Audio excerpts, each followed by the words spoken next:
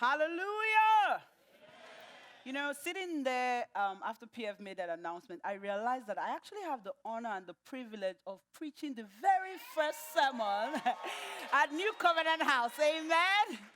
Amen. I have all kinds of reasons to be excited today, so bear with me. Hallelujah. Now, this is the last of the sermon series that we have been doing on love. Amen. And today we're going to be talking about love forgives. And as well as having the honor of preaching the first sermon at New Covenant House, I also have I'm not sure if to call it an honor, let me say the burden of preaching about forgiveness. Because, you know, forgiveness is a touchy topic. So you all need to pray for me this morning, amen? Because I can already feel, you know, the daggers and the, what's she going to say this morning? Most of us do not want to hear about forgiveness if you've ever been traumatized or betrayed by people. One of the hardest things sometimes can be to forgive. Amen? But this morning, I hope that I will bring you hope and give you an idea. Because we know what to do. We know we ought to. We know we have to. We know we need to. But how do we get to that point? Amen? So just to lay a foundation, I'm going to tell you one of my all-time favorite stories in the Bible. And it's a long passage, so please bear with me. Luke 15:11, the second part to verse 32, the New Living Translation says, a man had two sons, and the younger son said to his father, I want my share of your estate now before you die. Now, if you are like me originally from the west coast of Africa, you know that the worst thing you can say to your father, and if you don't agree, I double, triple dare you to go home and say to your dad now, I want my inheritance before you die. And see whether by tomorrow you have not been disowned completely. Amen? Because where we come from, even talking about death is a problem. We don't make wills. We don't make, even the very educated, we don't make wills, we don't talk about that, we don't make plans. You know, I have a friend who said her mom has already paid for her, you know, funeral plot. She's written her obituary. I mean, she's taken care of it. She's left everything. Yeah, somebody said, Amen. But this boy, actually, the younger son, and you know, younger children have a thing. Last born, they have a thing. Just majestically walked up there and said, give me my inheritance now. So you can tell that this is not going to go well. So the father agreed to divide his wealth between his two sons. A few days later, this younger son packed up all his belongings because he had money now and moved to a distant land. And there he wasted all his money in what? Wild, some versions say riotous living. Do you know when your life is a riot? That's what it means. I mean, his entire life was a party after party or party after party. Hallelujah. Now, about the time his money ran out, a great famine swept over the land and he began to starve. The party was over. He persuaded a local farmer to hire him, and the man sent him into his fields to feed sheep. The next thing, feed pigs. Next thing he knew, he was taking care of pigs. Now, you all know that is dirty, disgusting, smelly work. At some point, he got so broke that he actually the food that the pigs were eating started to look good to him.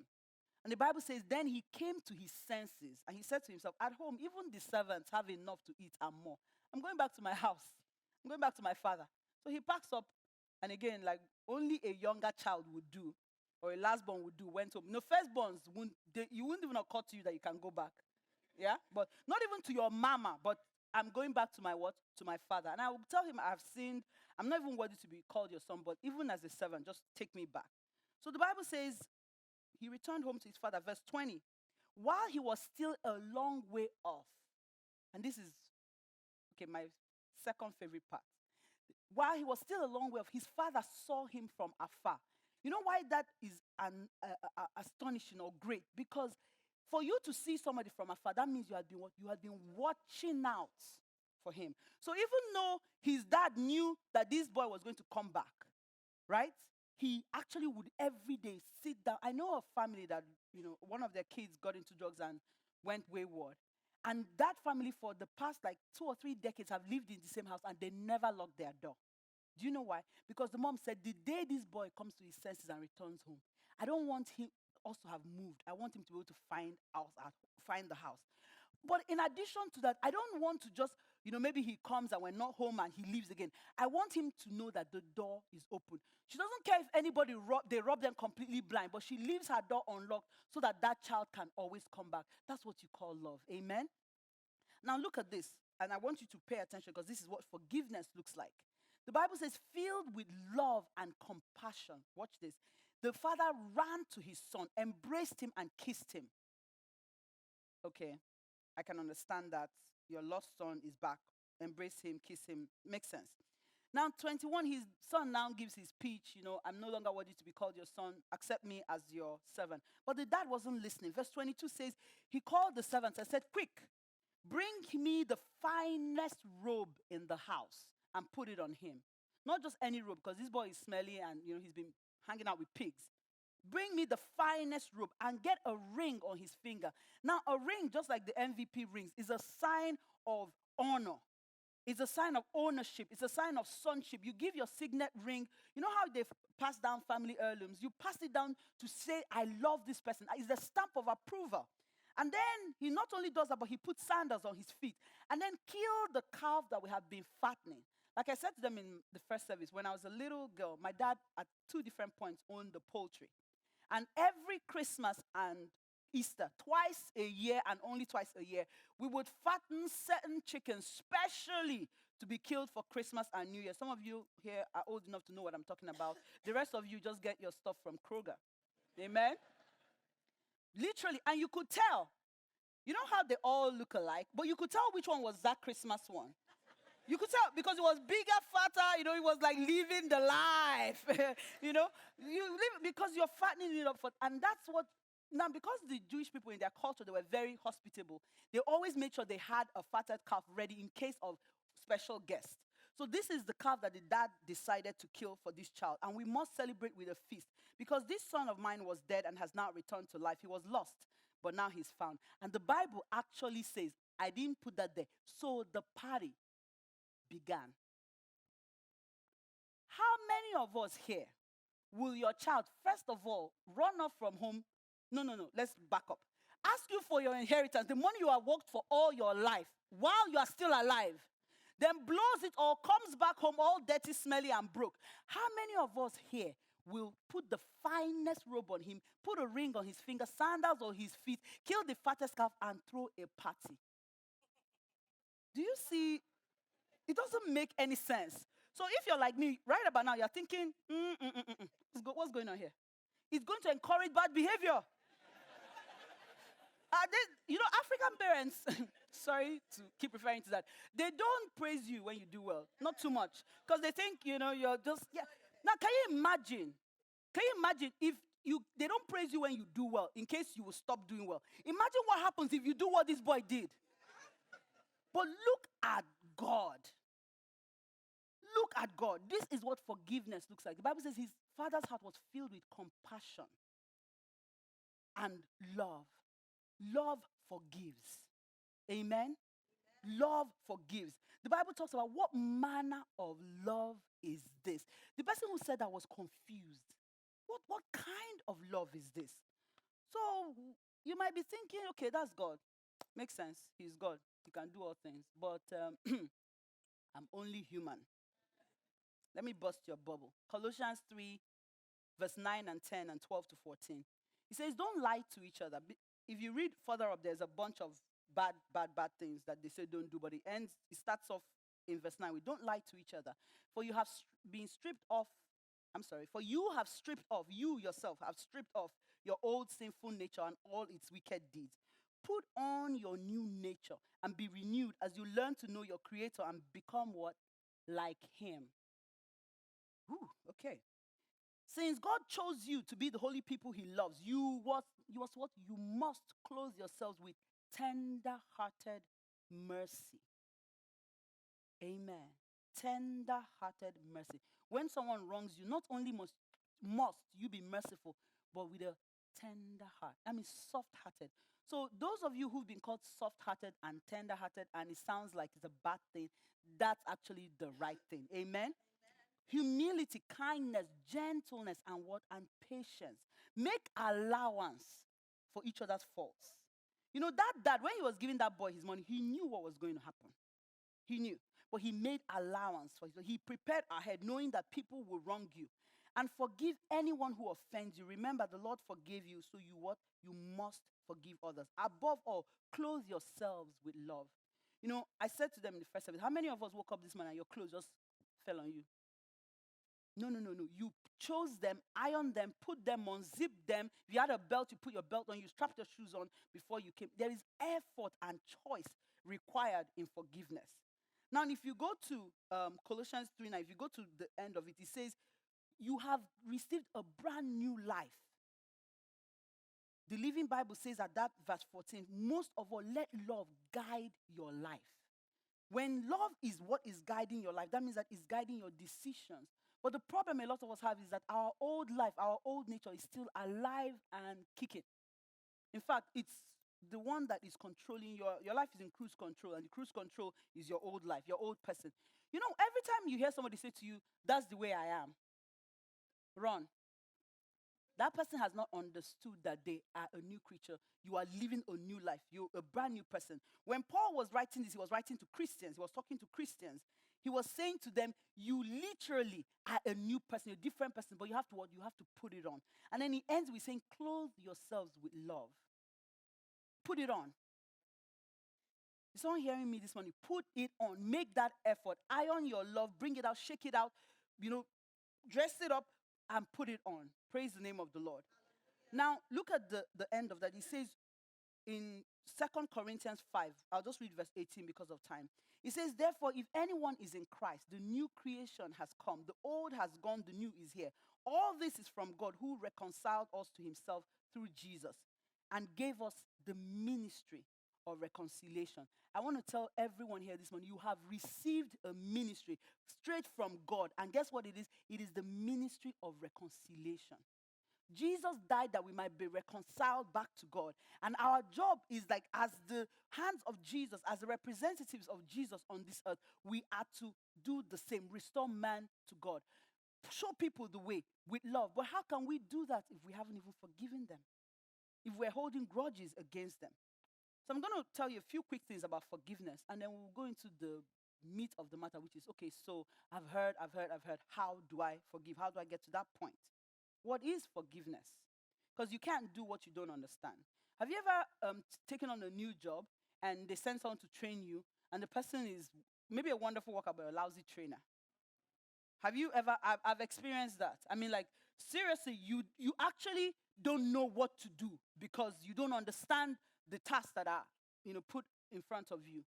But God doesn't do that. He tells you this is what you do, and he explains it all very well. So what is forgiveness? Forgiveness means to grant pardon or remission of an offense. It means to give up your claim. It's your right, but you willingly choose to give it up. Forgiveness means to pardon an offense, to cancel a debt or cancel a liability, and to give up resentment. Forgiveness says, don't worry about it. You just write it off. It's paid in full. I was saying to them in the first service last year, I knew, my job was, how you stop working and then your insurance runs out at the end of the month. Yeah? So I knew I had maybe like 3 weeks to use my insurance before it was no longer there. So you know how you do all your wellness check, you do all your everything, like anything that I could do. Now, my oldest sister had passed away several years ago from breast cancer. So every now and again, I'll think to myself, you need to do that BCRA. I think that's what it's called, a gene test to just kind of make sure that it's not a genetic thing.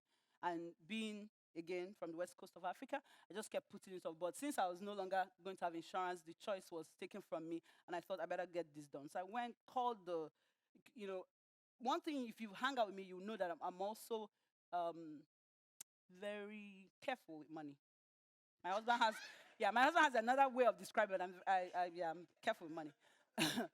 So I called the doctor's office, and they said it's not a problem. It's fully covered. It's part of the whole, it's preventative medicine.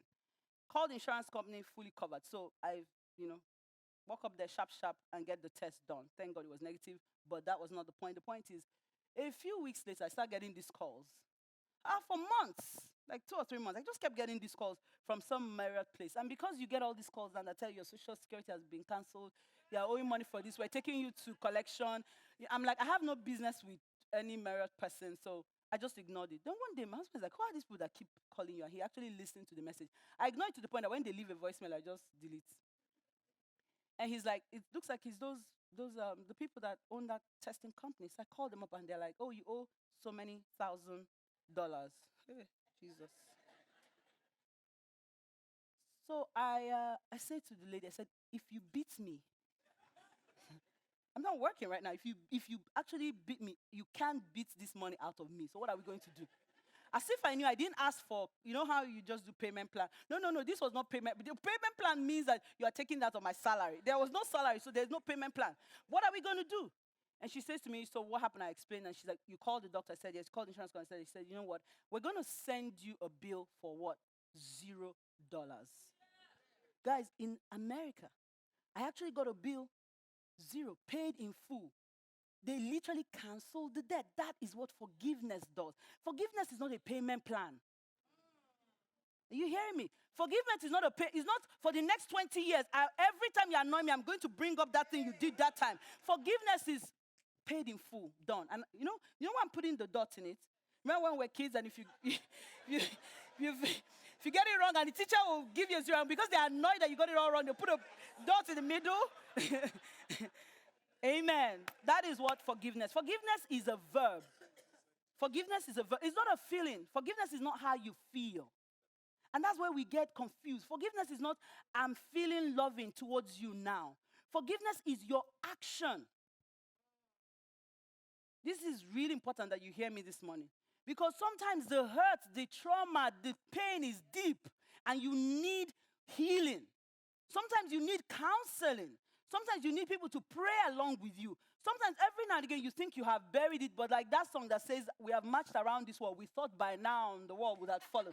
Every now and again the pain will come up again. But I'm telling you, that is just you walking through the feelings. Forgiveness is the choice to not hold them accountable, but not only that, to not hold your resentment against them, but most importantly, like you treat the person as if it never happened.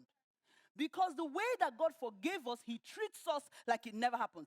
Can you imagine that your son will come back after wasting your half of what you worked for your entire life, and you kill the fatted calf for him, you celebrate him, you call your friends, you do a big party? That is how you behave when you do not hold him to account for what he has done, and you treat him like what? Like it never happened. So forgiveness means that even though I cry and I'm in pain, if you need money, I will give it to you. Forgiveness means that no matter what happens, I will pray for you. Forgiveness means that I will do everything that 2 Corinthians 13 says about love. I will be kind to you. I will not be rude to you. I will keep no record of the wrongs. I will not remind you constantly of what you did for me, because forgiveness means paid in full. It is not a payment plan. Praise the name of the Lord. Amen.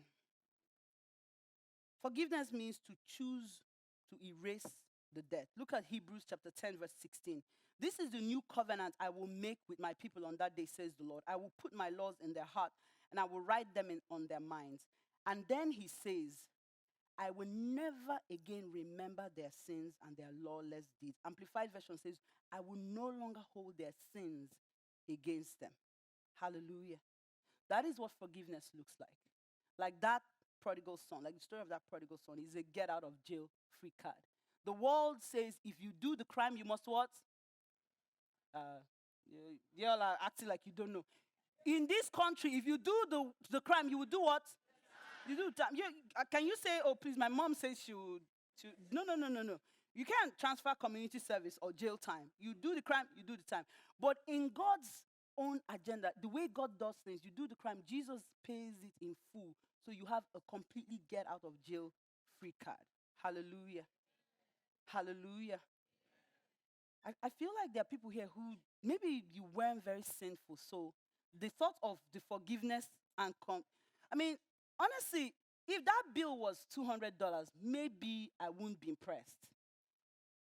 Just, okay, $20 a month, a year, less than a year, we're done. But when you have a debt that you cannot pay, If they beat you, you cannot pay it. If they put a gun to your head, there's no way it's going to come out from. When you are forgiven of that debt, you act differently. So I'm going to say this one more time. When God forgives, Jesus paid the debt, and so we are completely free. Free. Praise the name of the Lord. Hallelujah. Is forgiveness optional? Let's hear from Jesus himself, because some of us can debate.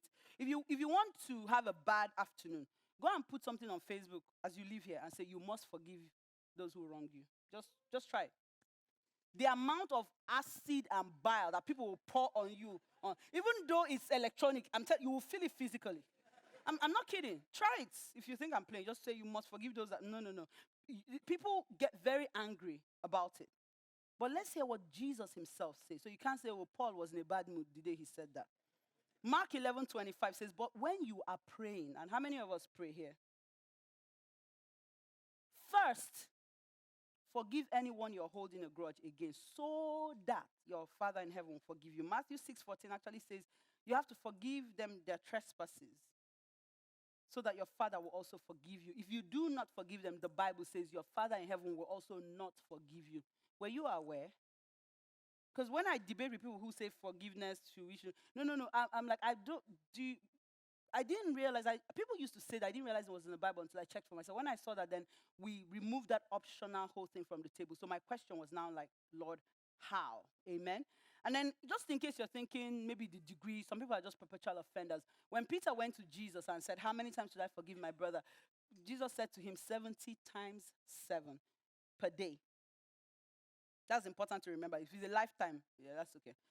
That means that starting at, let's say, 6 a.m. in the morning, and you start counting, there's no one who is going to be able to offend you 490 times in a day. Please show me that person, because that means that, yeah. Even kids, you know how kids don't hear the same thing over and over. I'm like, my God, like, am I like crazy? Are you deaf? Like, what's going on here? Even your child cannot do 490 times. They can't in one day.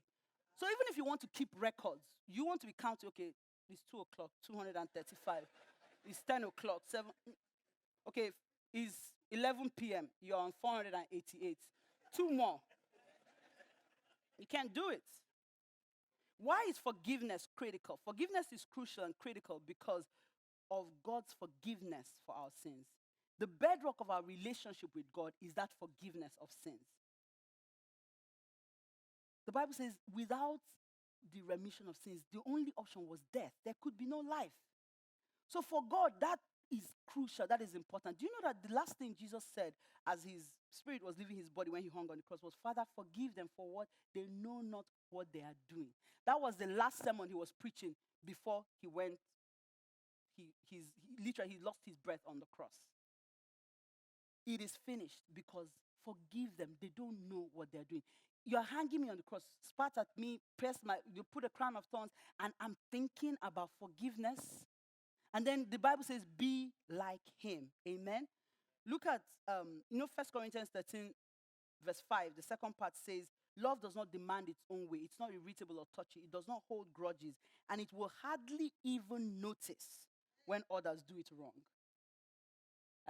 I love when you read the Bible, try reading every version. Just use Bible Gateway, compare versions. To not hold a grudge means you don't keep records. You hardly even notice. Somebody has to tell you, did you see how that person just spoke to you? Like, I don't know. So how do we forgive? Yeah, this is a good segue. How do we forgive? Earlier in the service, PF read that scripture, Hebrews 12:22-24, when it talks about having come to Mount Zion. And if you go down to verse 24, it says, you have come to God, the judge of all, to the spirits of the righteous made perfect. Made perfect means that they didn't earn the perfection. They were made perfect. Perfection was put on them. To Jesus, the mediator of a new covenant, and to the sprinkled blood that speaks a better word than the blood of Abel. The old system, the old covenant said vengeance. You do the crime, you have to do the time. You have to pay. But under the new covenant, you have been made perfect. Forgiveness is literally bestowing on the person as if it didn't happen. I give you a clean slate. I give you a fresh start. Amen. Now, the challenge that we have is, inside us, we feel that somebody has to pay. But since we're under this new system, we have to start thinking differently. Amen. There's a story in the Bible, I don't know if you read it, I think it's Matthew 18, that talks about a servant who his master forgave him the equivalent of $2 million, right? And then as he's walking outside, he sees another guy who owes him $2,000. 2 million, 2,000. 2 million, 2,000. And guess what he does? He hasn't even finished rejoicing from his 2 million. See, now my own bill was only a few thousand. Not 1 million, not 2 million. And I know how I felt. But he grabs this guy by the throat, and the Bible says, pay me now or you're going to jail. And since the guy fell down on his knees and begged him, I don't have the money, he was like, off to jail you go. And you know why that can happen and why we do it. Don't be like, because we do it every day. We do it every day. It's because he didn't take a moment to consider what your sins cost Christ. If you take a moment when somebody offends you, just one moment, and consider the cross, you will be on the first step towards forgiveness. Because when you look at your own inadequacies, your own sins, and there's a syndrome I call I couldn't have done that syndrome. You know what? Where you say, Pastor, I know I'm not perfect, but how many of us have thought it? You've thought it. I mean, there's some things that I can't do. Have you said that for until the day that the circumstances align and you find yourself doing that thing that you said I can never do, then you will realize that it is just the grace of God. The Bible says, let him that stands take heed lest he what? Lest he fall. When Jesus told Peter, you would deny me 3 times, what did Peter do? Like, God forbid. I said, Peter, I'm Jesus. Have I been wrong before? You would, can never happen. Me, can't happen. Until the third time. In fact, the third time was a disgrace because he was not denying Jesus to a servant girl. If he was a soldier, okay, we get it. You're afraid for your life. Denying Jesus to a servant girl, to a maid. What's she going to do? Little girl, what's she going to do to you? He got to that point. So honestly, if you realize that, but for the grace of God, there I go.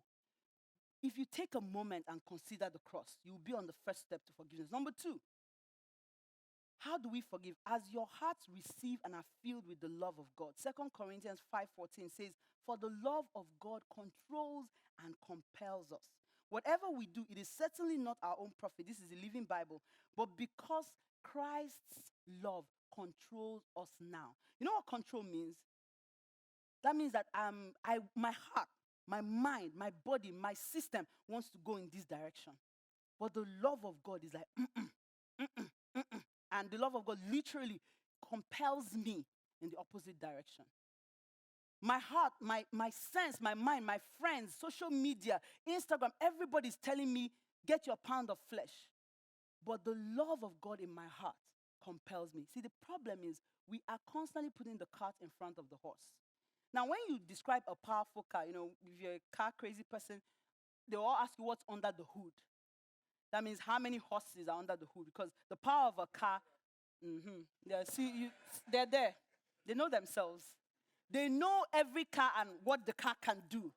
In Europe, on the Autobahn, there is no speed limit. No speed limit. I'm so glad we moved from Europe, and we didn't have a car in Europe, and we moved before there was an opportunity to see what some cars can do. Amen. Notice I'm looking in this direction.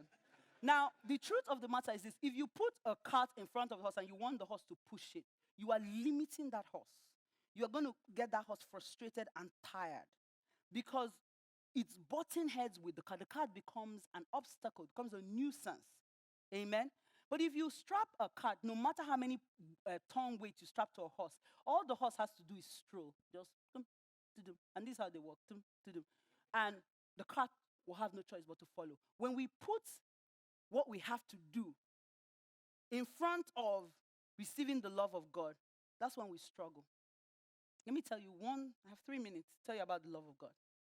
The Bible says that nothing can separate us from the love of God. The Bible says that it is limitless. I give you a challenge this week. Take some time and study the Father's love. That story of the prodigal son was just a sample. Just a sample. The love of God compelled him to give up his son to die on the cross for people that at that point, the Bible says, hated him. The love of God is unfailing. The Bible says it is everlasting. Amen? If you have even an iota of an understanding, see, revelation, the Bible says that, and you will know the truth, and the truth will do what? Set you free. The challenge with us Christians, we don't even know who we are.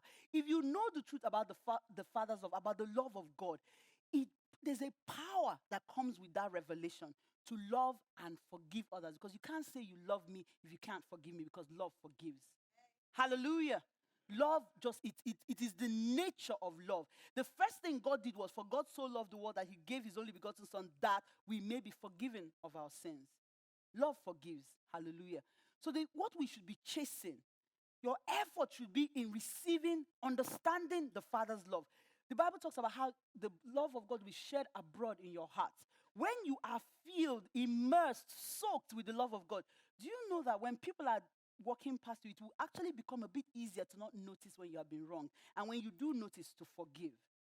So we need to be chasing after God before we are trying to do the things that God said we should do. You are under a new system, a new dispensation. In the kingdom of God, things work differently.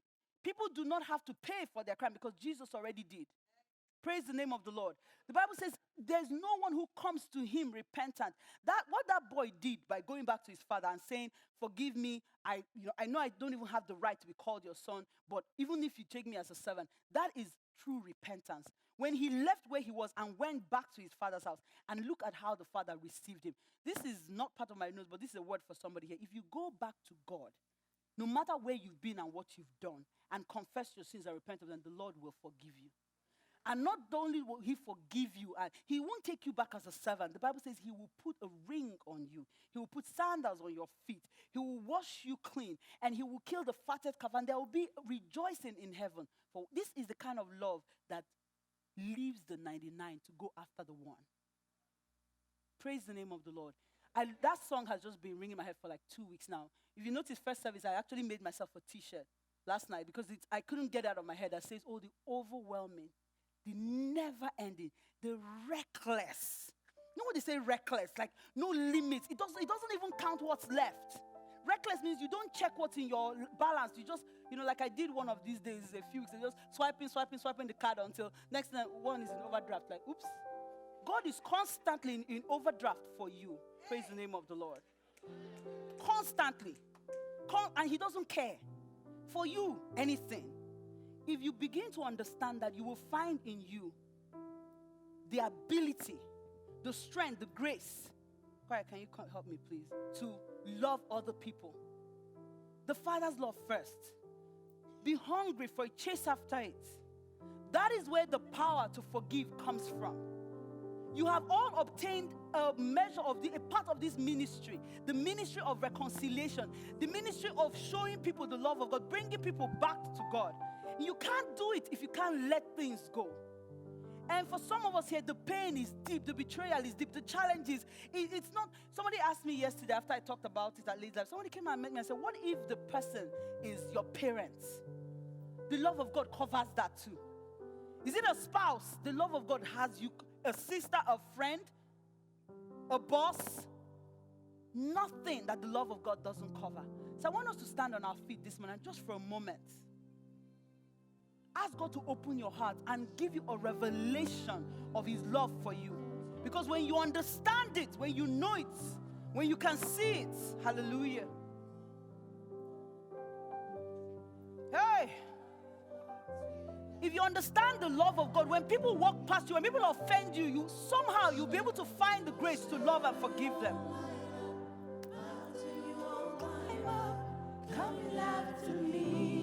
The love of God is overwhelming, never ending, reckless.